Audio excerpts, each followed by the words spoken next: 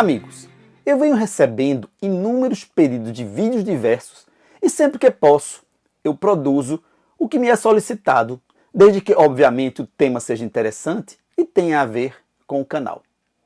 Acontece que muitos pedidos que recebo são de vídeos sobre papas já publicados. O amigo Aloísio, por exemplo, ele pediu um vídeo sobre o grande pontífice Leão XIII.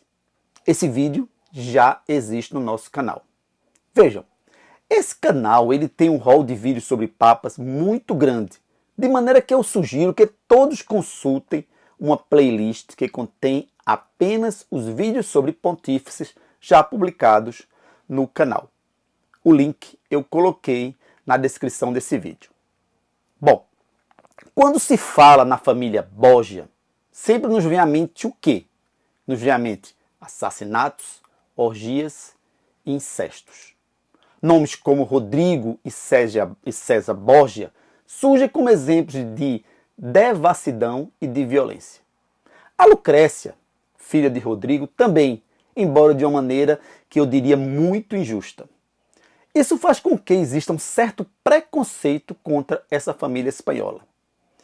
E esse preconceito ele acaba encobrindo outros nomes da mesma família que se destacaram no seu tempo, mas que acabaram de certa forma esquecidos. O Papa Calixto III, por exemplo, ele vem da família Borgia e ele fez, sinceramente, ele fez um bom pontificado. Para quem se interessar, há um vídeo no canal específico sobre Calixto III. Entretanto, apesar de Calixto III, só se ouve falar em Papa na família Borgia no Papa Alexandre VI. Poucos também sabem que a família Borgia teve um santo. Ela nos deu um santo. São Francisco de Borja. E é sobre ele que falaremos nesse vídeo.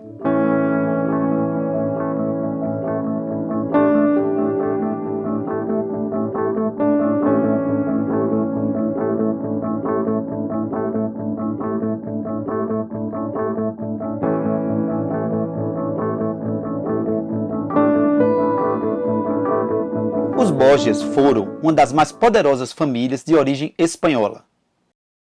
Estabeleceram-se em Roma, onde acumularam poder e fortuna enormes. Seu primeiro membro a assumir alto posto na igreja foi Afonso Borgia, que chegou ao Papa adotando o nome de Calixto III. A partir dele, houve uma ascensão da família na igreja. Calixto fez Rodrigo Borgia cardeal. Após Calixto, veio da família Borgia o seu sobrinho, Rodrigo Borgia, o famigerado Papa Alexandre VI, acusado de incestos, simonia, assassinatos, tendo filhos e amantes, praticou o nepotismo visando manter o poder da família. Uma das suas amantes foi Giulia Farnese, cujo irmão ingressou na igreja graças a Rodrigo e acabou sendo o Papa Paulo III. Um dos filhos de Rodrigo, César Borgia, foi nomeado pelo pai cardeal, mesmo sem ter nenhuma vocação religiosa. Era famoso por orgias e por ter um relacionamento incestuoso com a sua irmã Lucrécia Borgia. Foi pai de 11 filhos e possivelmente mandou matar o seu próprio irmão Giovanni Borgia. Com a morte de Alexandre VI, a família Borgia perdeu muito da sua força e poder. Há no canal um vídeo específico sobre Alexandre VI. Em 28 de outubro de 1510, nasce em Gândia, Francisco Borgia e Aragão, que era descendente em linha reta do Papa Alexandre VI e primo do imperador Carlos V. Carlos V foi imperador do Sacro Império Romano, rei da Espanha e senhor dos Países Baixos como Duque de Borgonha a partir de 1506. A sua mãe, Joana, era uma pessoa virtuosa que logo viu as qualidades do filho, que se apresentava como uma pessoa de bom temperamento e caridosa. Aos 10 anos, Francisco teve a sua primeira grande perda na vida, a sua mãe.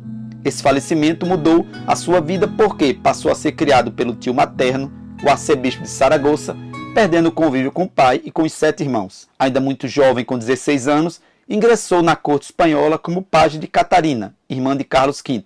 Mostrou-se uma pessoa refinada, gentil e inteligente, logo caindo nas graças do imperador e da sua irmã. Por isso, recebeu o título de marquês ainda com 19 anos. No mesmo ano, foi eleito vice-rei da Catalunha, desempenhando com competência as atribuições do cargo. Durante o período como pajem, Francisco angariou a simpatia da esposa do rei, a imperatriz Isabel. Como forma de reconhecimento, ela lhe deu como esposa a sua melhor dama de companhia, Dona Leonor de Castro. Como presente de casamento, o imperador concedeu a ele o título de Marquês de Lombay e a imperatriz acrescentou-lhe o de seu cavalariço mor. Posteriormente, ela foi madrinha do primeiro filho do casal. Do casamento vieram 8 filhos. Havia uma amizade muito profunda entre Francisco e Isabel. Era visível o prestígio e força de Francisco na corte, mas, mesmo assim, sempre permaneceu humilde. Religioso, confessava-se e comungava com uma frequência muito acima da média. Também sempre estava realizando penitências. Em 1529, Borgia teve a sua segunda grande perda. Após uma doença rápida e avassaladora, a imperatriz Isabel faleceu. Coube a ele acompanhar os restos mortais até o Panteão Real em Granada. A viagem durava 15 dias sob um sol forte, o que fez com que o corpo da amiga começasse a se decompor. Ao ver o estado, pôde verificar a fragilidade da natureza humana. Decidiu então que não mais serviria a um senhor que pudesse morrer e que, se viesse sobreviver à esposa, iria ingressar numa ordem religiosa. A sua última grande perda ocorreu em 1546, com a morte da sua mulher.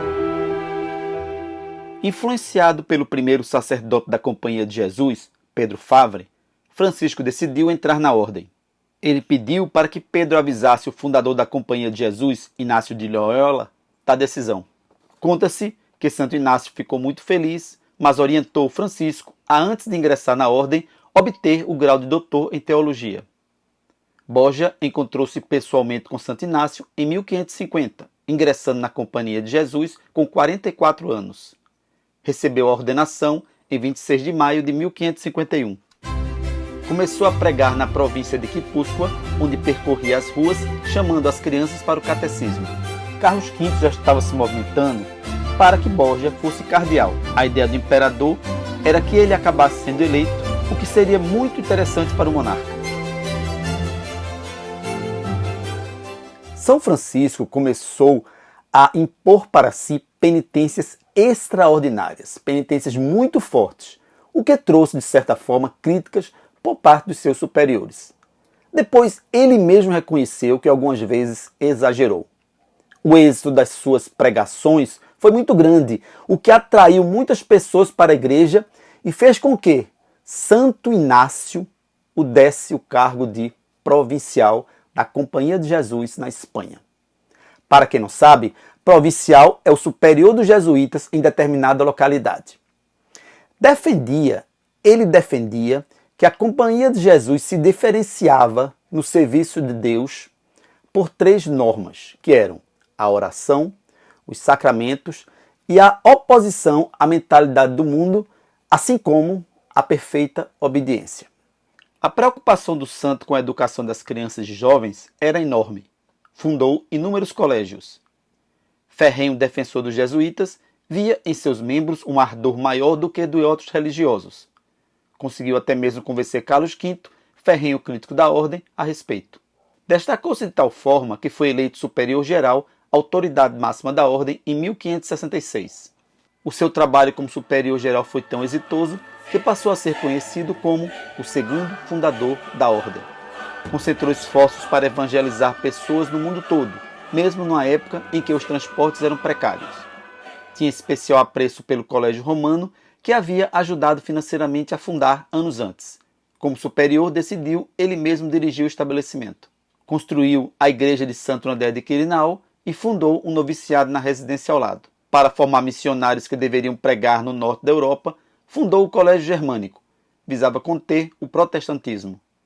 Todas essas ações fizeram com que o Papa Pio V passasse a confiar muito na Companhia de Jesus e a nutrir grande admiração por São Francisco. São Francisco foi responsável pela fundação de colégios na Europa, pelo aumento das missões na Índia e as iniciou nas Américas. Mas o santo também se preocupava com as questões sociais. Em 1566, assolou em Roma a peste. Borgia conseguiu reunir grandes importâncias e as enviou aos necessitados, mandando membros da ordem, em dupla, cuidar deles. Isso causava enorme perigo, mas ele via como um dever divino. A sua popularidade cresceu enormemente. Todo mundo queria ver o Santo Duque e ouvi-lo pregar. Borgia, ele trabalhava e viajava mais do que o seu corpo podia suportar. Encontrando-o na cidade de Ferrara, um primo seu ficou alarmado com seu estado de saúde e o convenceu a ir para Roma em uma litera. Mas já era tarde demais. 2 dias depois, o Santo Duque faleceu, não sem antes rezar por cada um dos seus filhos e netos.